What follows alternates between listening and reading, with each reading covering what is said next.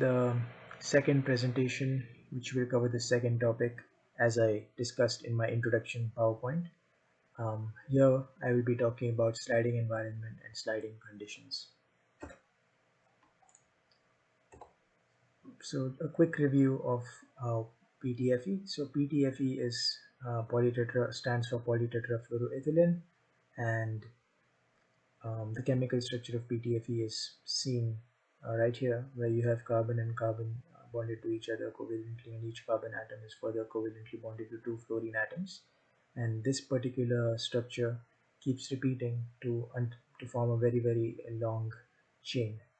Now, the application of PTFE um, includes sliding and dry lubrication, and the reason why it can be used for those applications is because it has high melting temperature, low friction coefficient, and chemical inertness.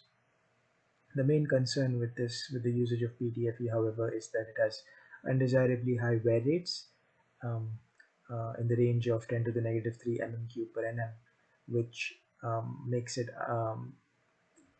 very hard to use for extended periods of time because it will suffer from severe mass and volume loss.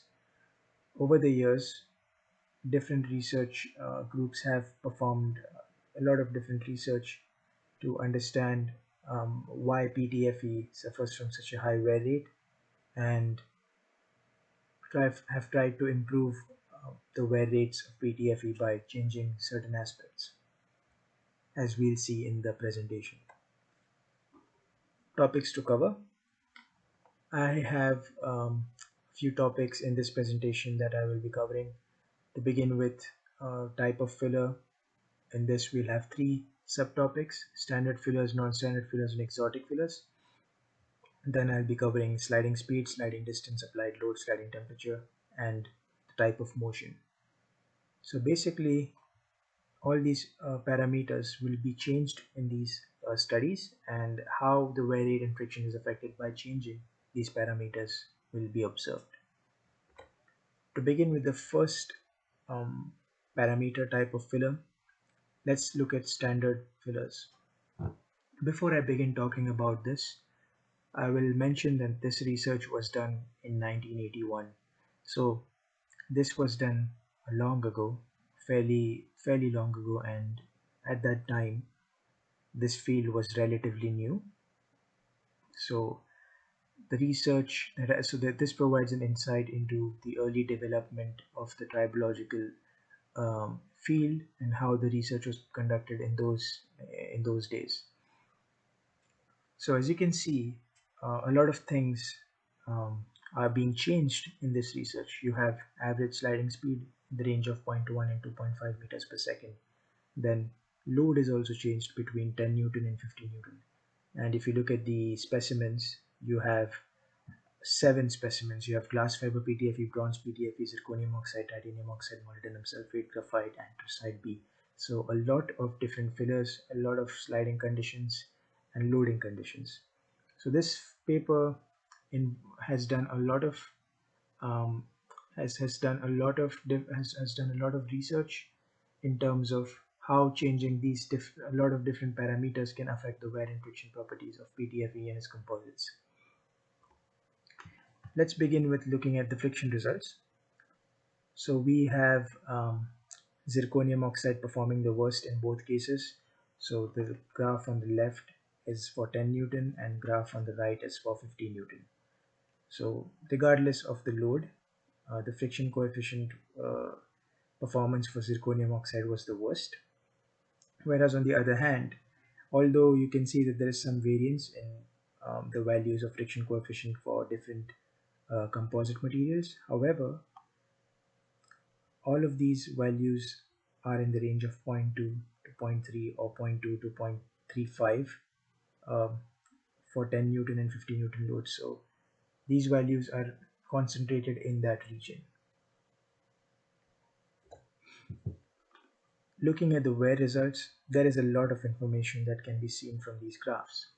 First of all, if you look at the higher end of the spectrum, the wear rates for MOS to PTFE, molybdenum sulfate, molybdenum sulfate PTFE, and titanium oxide are the highest for both loading conditions at 10 Newton and at 50 Newton, as you can see. So the triangle represents titanium oxide and the dark circle represents MOS2.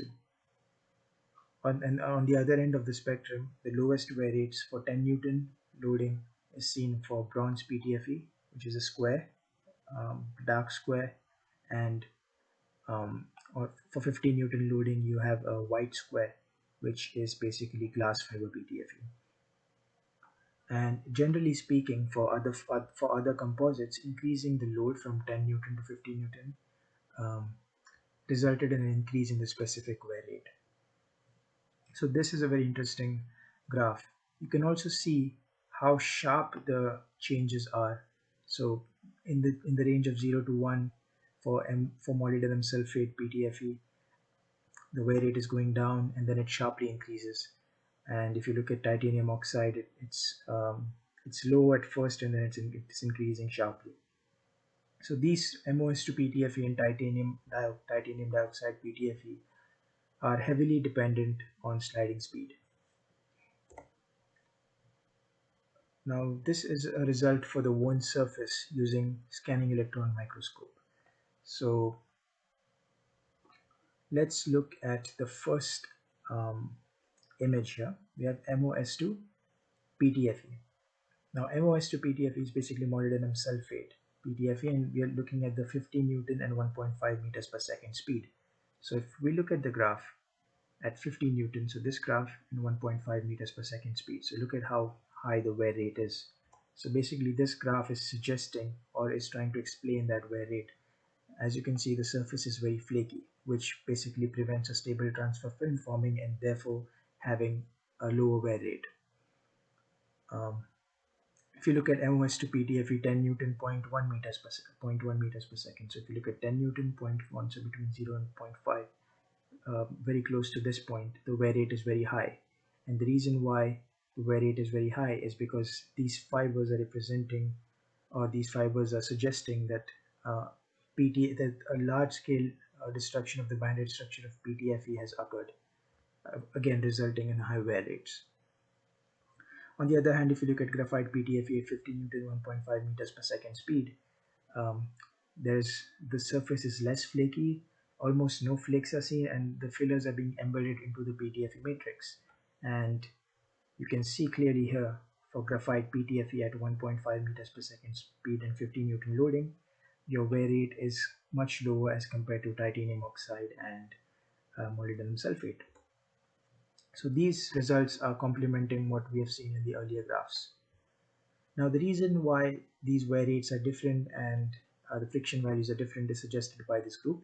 So there's this model that they come up with where they talk about how the compressive stress and the shear stresses are related to each other, and the sigma F basically is the max compressive stress which occurs at the lower end of the fiber, which is basically at the contact between the composite pin and the counterface. So this 2 pi RL is the curved surface area of your cylinder, and pi r square is the cross-sectional area. So if you take the ratio of these two areas, then you get a constant, and that constant basically determines how the mechanism is going to be. So for L over R, which is the ratio of the length and radius, for L over R, which is either high or which is close to 1, preferential load support mechanism is seen. On the other hand, if your L over R is low, for example, in the case of zirconium oxide, there is a tendency to form flaky deposits on the surface, and these are parallel to the counterface. Thus, you cannot see any load support mechanism.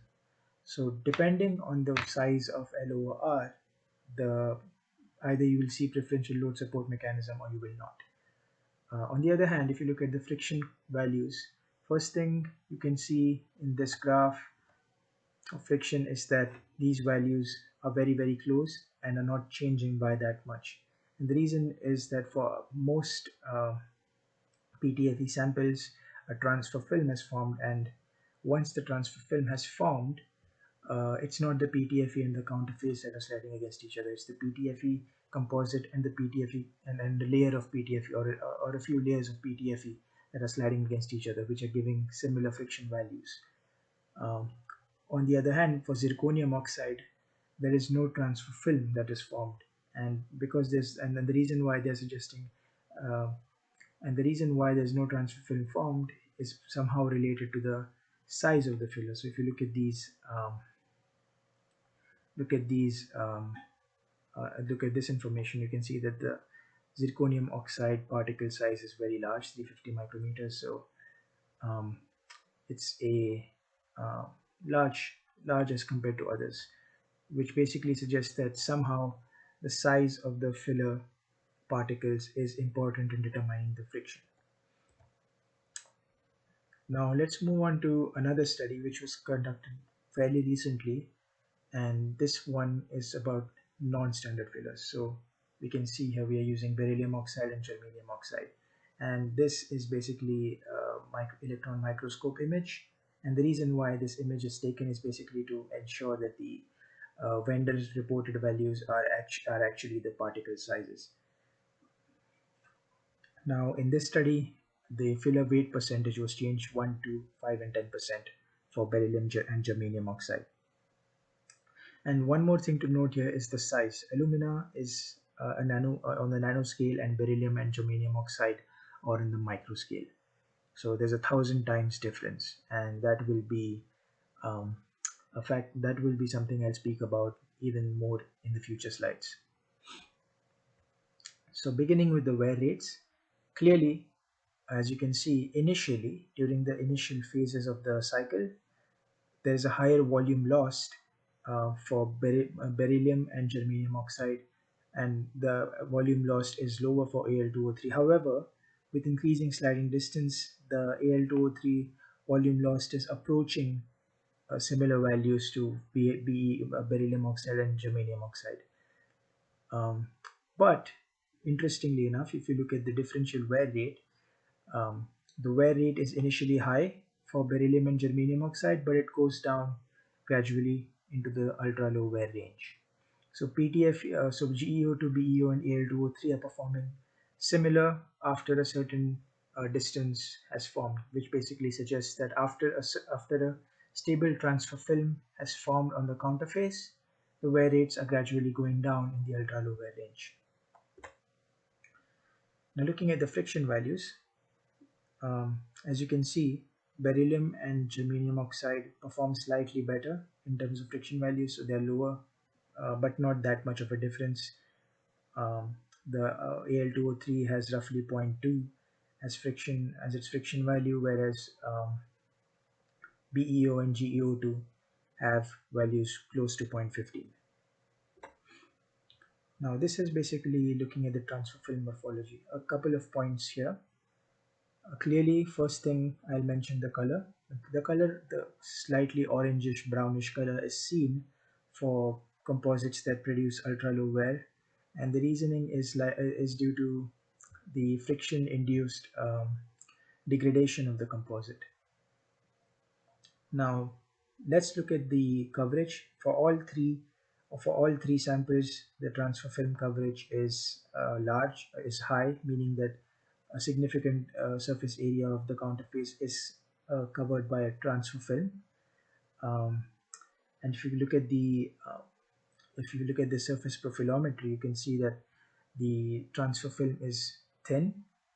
Basically, it's in the range of 0.1 and 1 micrometers um, for all three samples, and also um, the wear rates of all three samples are very similar. So you can see that there is a connection between how thin the transfer film is and how the wear rates are changing with respect to the thinness and thickness of the transfer film.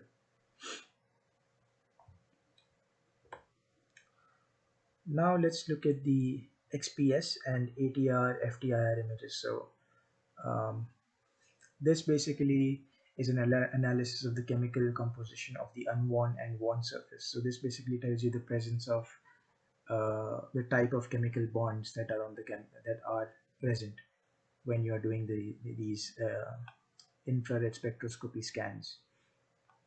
So if you look at the unworn surface, you have characteristic CF2 peak, and at a higher energy, at a lower energy, you have a carbon-carbon backbone peak. So as we know from the what the PTFE structure looks like, PTFE structure only contains carbon-carbon and carbon-fluorine, and these two peaks suggest that when before the wear starts, or before the sliding starts, these two chemicals are present. But after the wear process has occurred, we have extra peaks, uh, which basically suggests that new bonds have formed: carbon and oxygen double bond, carbon oxygen single bond. And even further, if you look at even more detail, if you look at the ATR FTIR of polymer surfaces of even of both beryllium and germanium, you can see um, carboxylate salt groups and hydroxyl groups, OH minus groups. And if you look at the difference at the unworn surface, these groups were not present. So this red line suggests the unworn surface, these groups were not present. But after the wear process, these groups were present, which suggests that some tribochemical reaction has occurred. So basically, um, this experiment suggests that only the mechanics is the only reason why wear and friction values are changed is not because of the mechanics, but also involves chemistry. But chemistry is also it is also important to note that chemistry is not the only thing that affects wear rates and friction. There are a lot of different factors, but chemistry is also is one of the important factors. Now, going to the next final conclusion for this particular topic, we'll have explanation for the wear reduction. So as I said in the first slide right here, when we began talking about this topic, we had these four different fillers, but um, the most the most significant or the most important results were obtained for 5-8%, 5-8%, and 5-8% um, fillers for germania, beryllia, and alumina. So if you look at what these research groups suggest as the explanation, first of all, there's a tribochemical involvement, as we saw from the ATR and FTIR images and XPS images.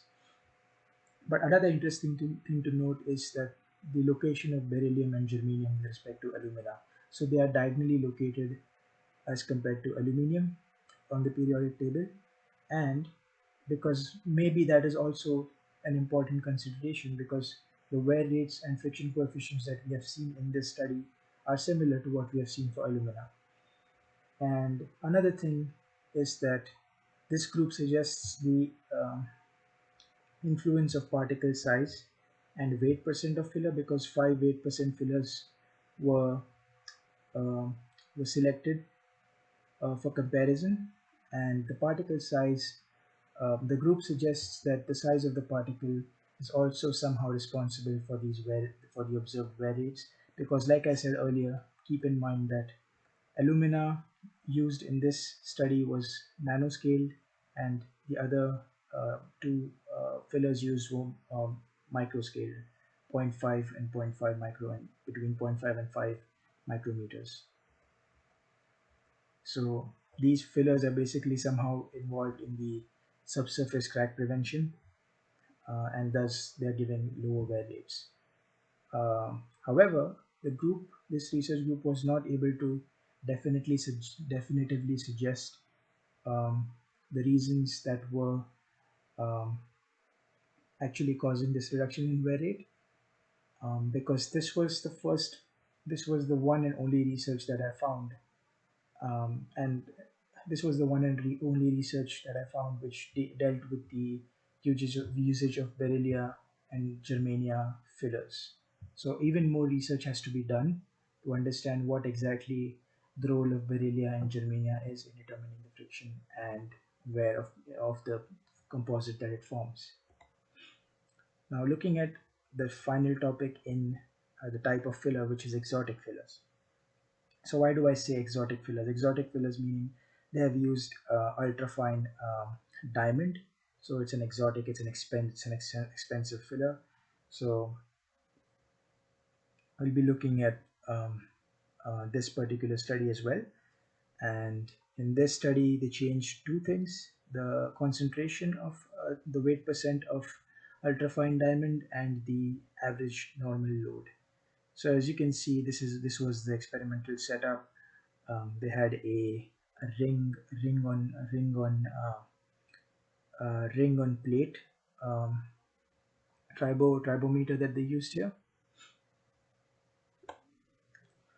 To begin with the results for friction, first we can look at the we can look at the graph figure A, where you can see that the friction coefficient is not changing drastically with the change of um, weight percent of ultrafine diamond, but um, so but there is a trend. Obviously there is a trend that you can see, but there's not much drastic difference.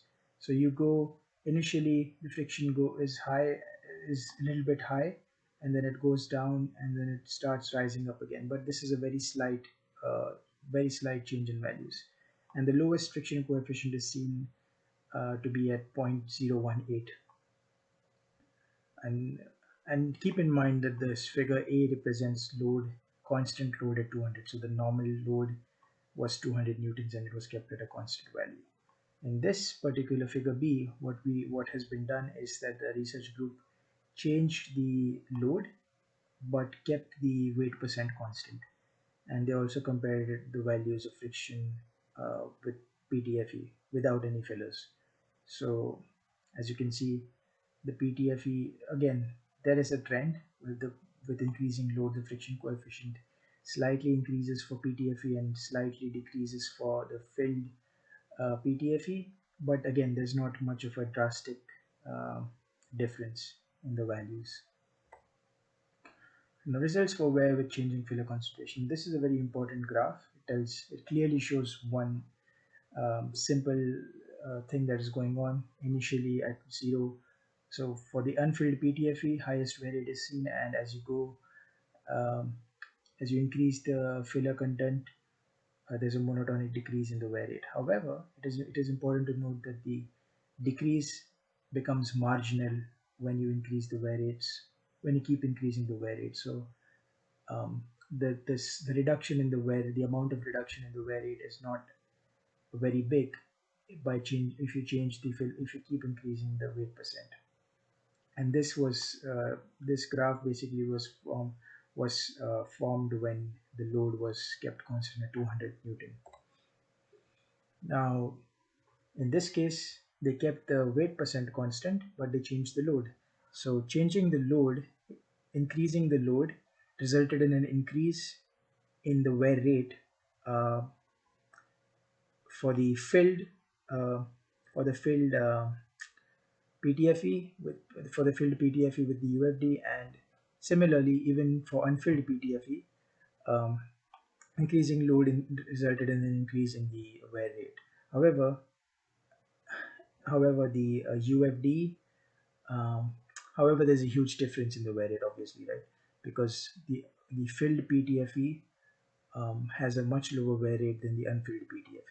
And this is similar to what we have seen in the study which was done in 1981 by Tanaka, in which we looked at the standard fillers, and increasing the load, for generally speaking, for various fillers, resulted in an increase in the wear rate. And that's what we are seeing here. Increasing the load results in an increase in the wear rate.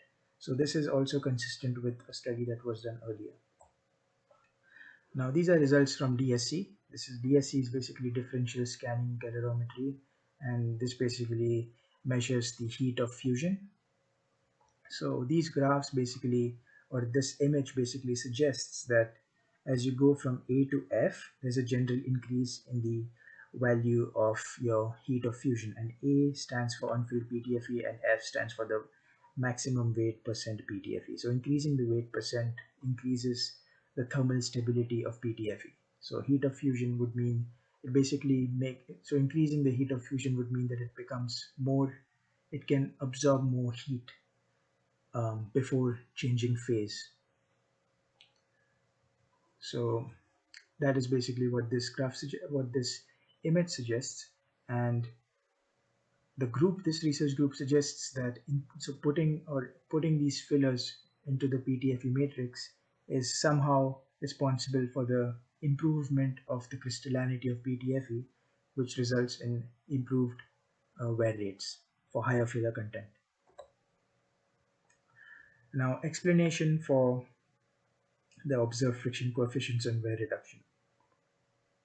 So this graph or this image on the right looks at the 5-8% UFD PTFE and the one surface of it. So first of all, you can see that there are particulate agglomerates that are seen on the one surface, and what the group is suggesting is that on the macromolecular concept of friction is basically being divided into two kinds of friction: rolling and sliding friction, because of these particulate deposits.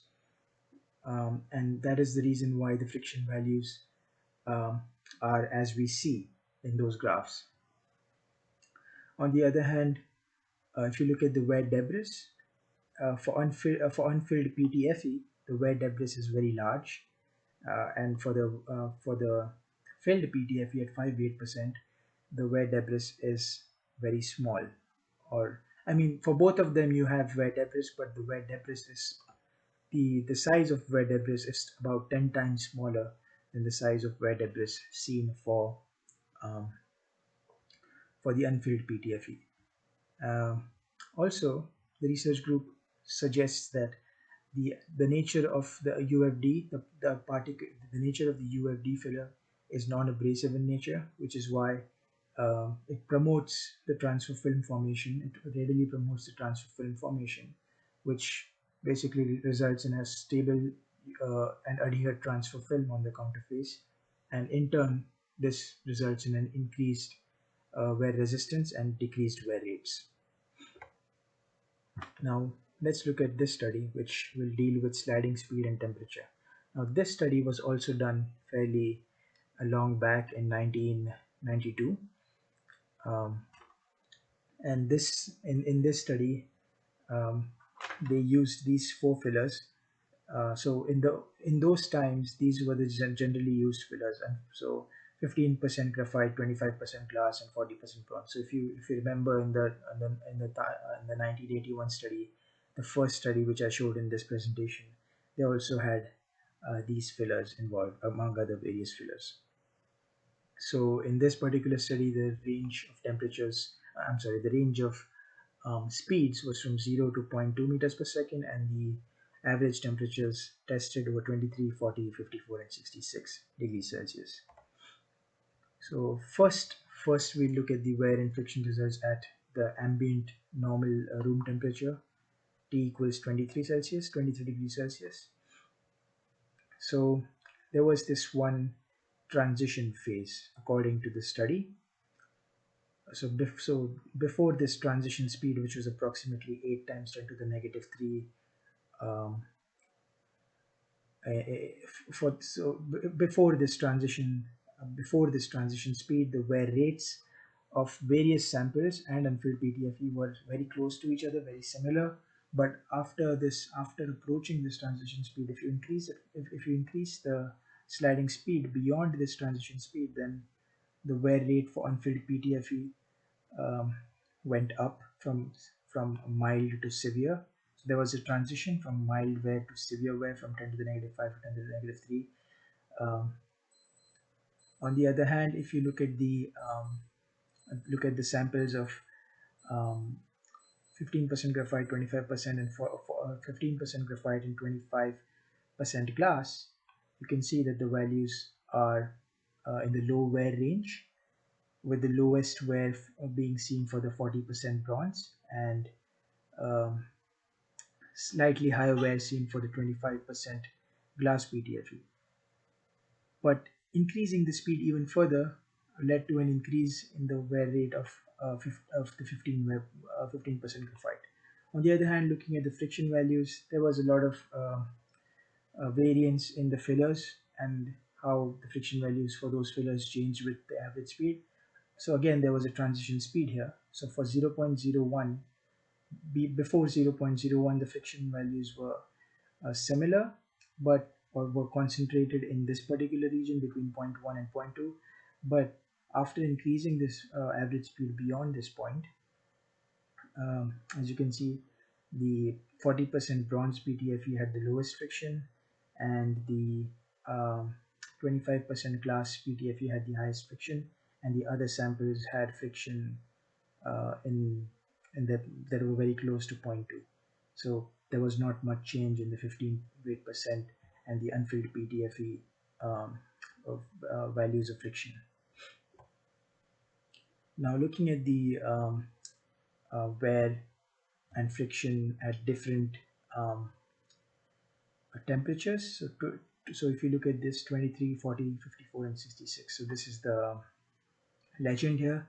So this black dots on these graphs represent 23 and white dot represents 40, then square represents 54 and 66. So as you can see, um, there is a transition. There's a transition line that's represented on each of these graphs, and this transition line represents the sudden change in the values of the wear rate. So initially, there are these wear rates that are low, and then they suddenly shoot up when the average speed goes beyond a certain point.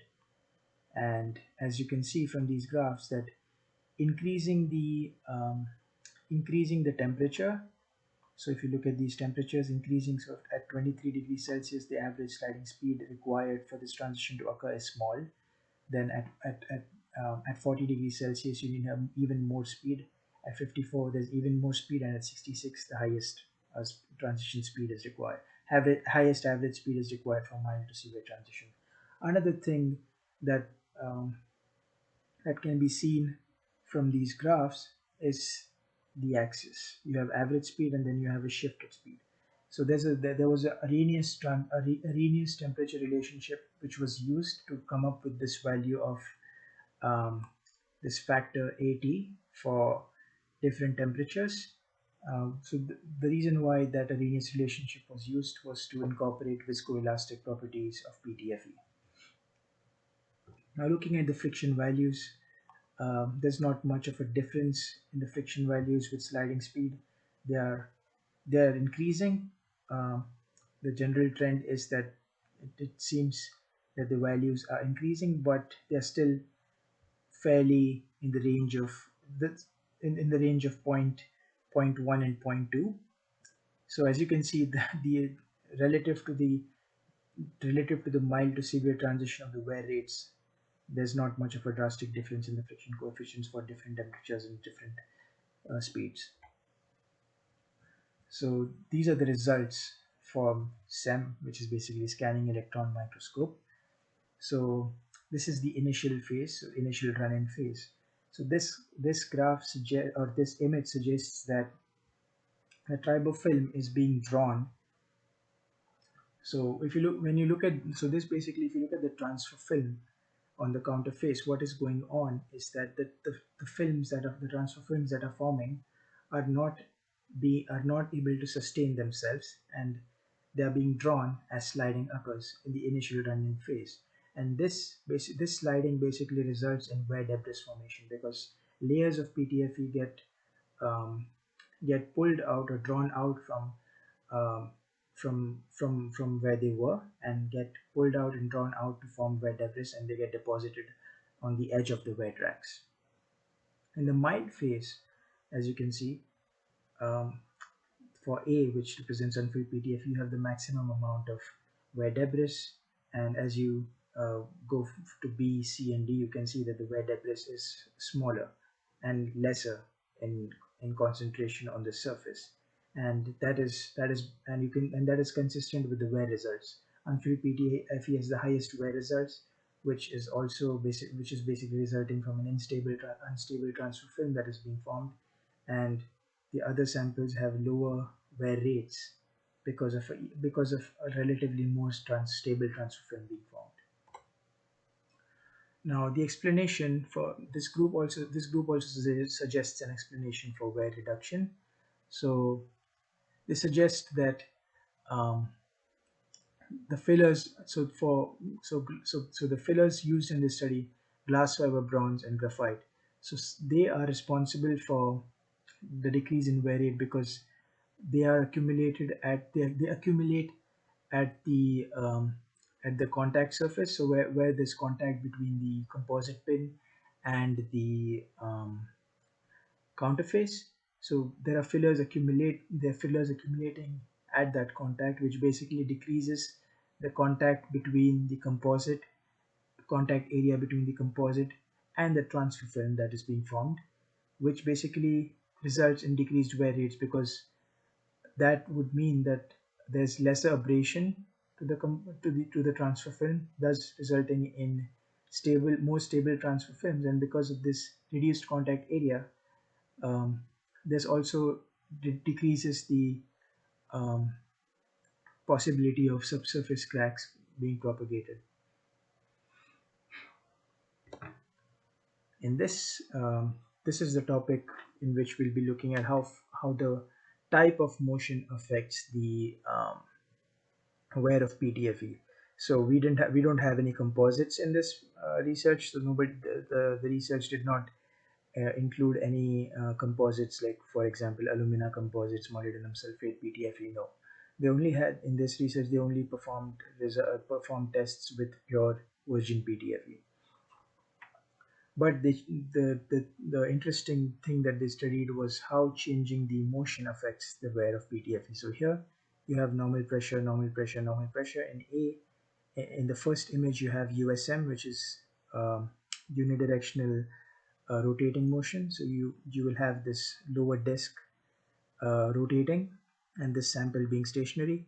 On the other hand, you on the second one will be reciprocating from left to right, and finally the third one um, you'll have torsion occurring, because this disk and this so this particular the contact surface area will remain the same when this disk keeps rotating.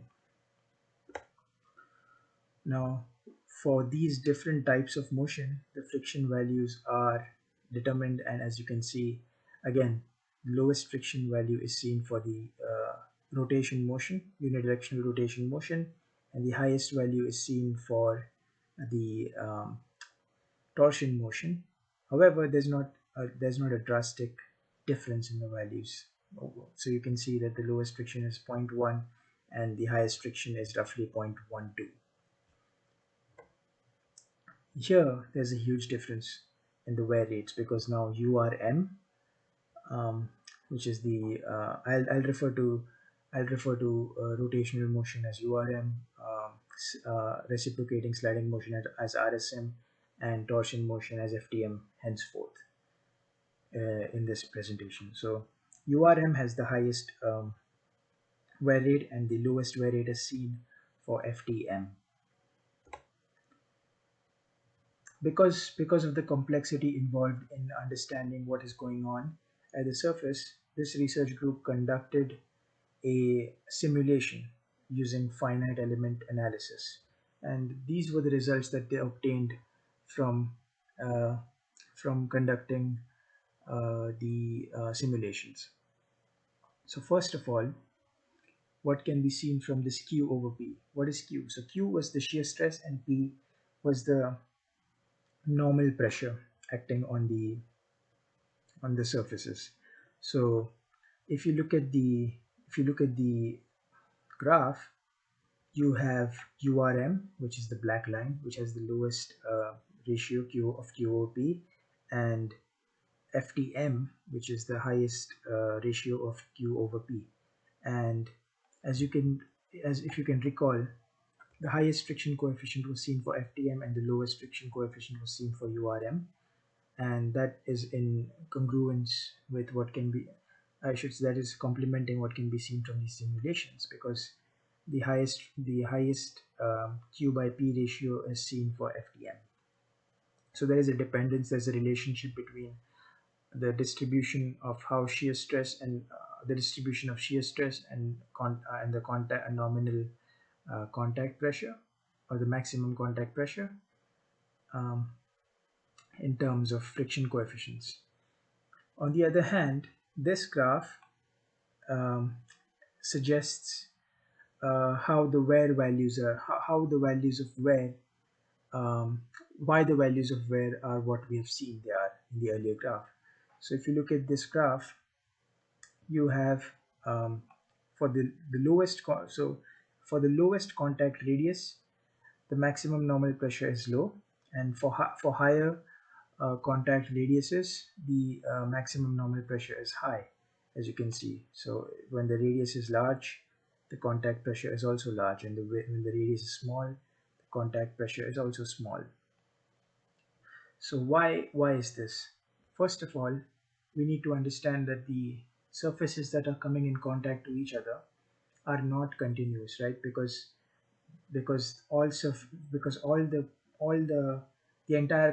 entire surface area of the composite pin is not going to ever be in contact with the entire surface area um, of the rotating disc.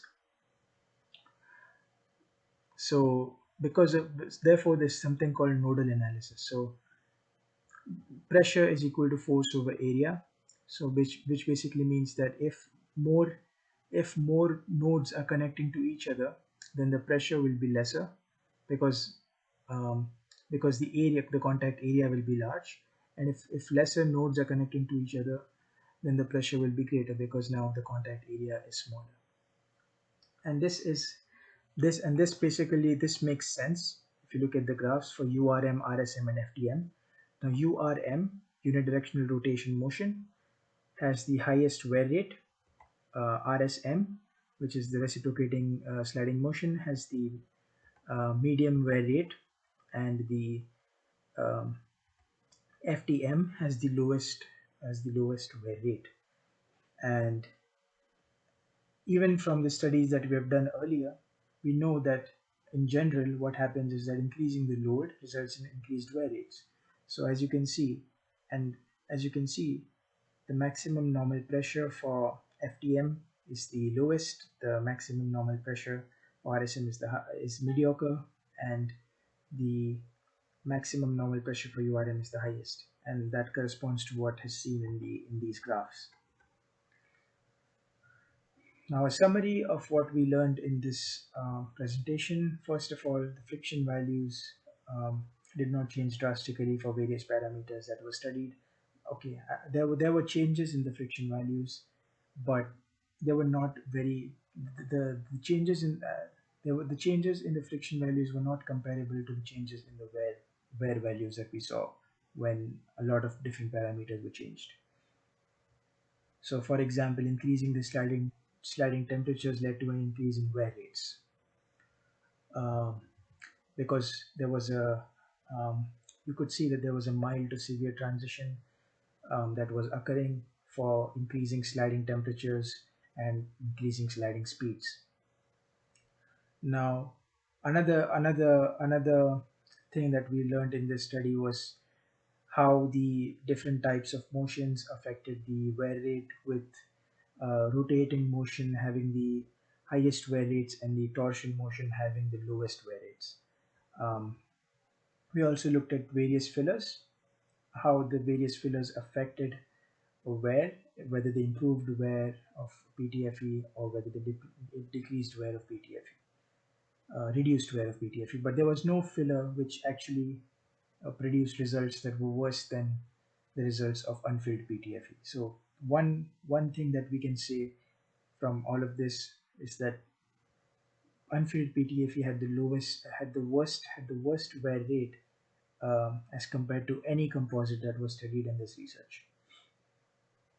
But again, the mechanism that goes into the improvement of the wear resistance of the PTFE is still a mystery, and further research must be done to actually uncover um, the parameters and how these different variables complement each other in the decrease in reducing the wear rate.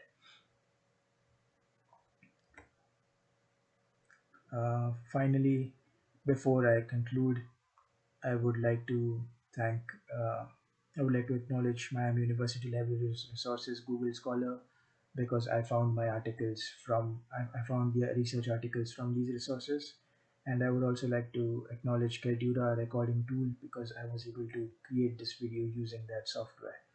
And this is not the last presentation. There will be one more presentation which will include the last topic, which will cover tribochemistry. Thank you for listening.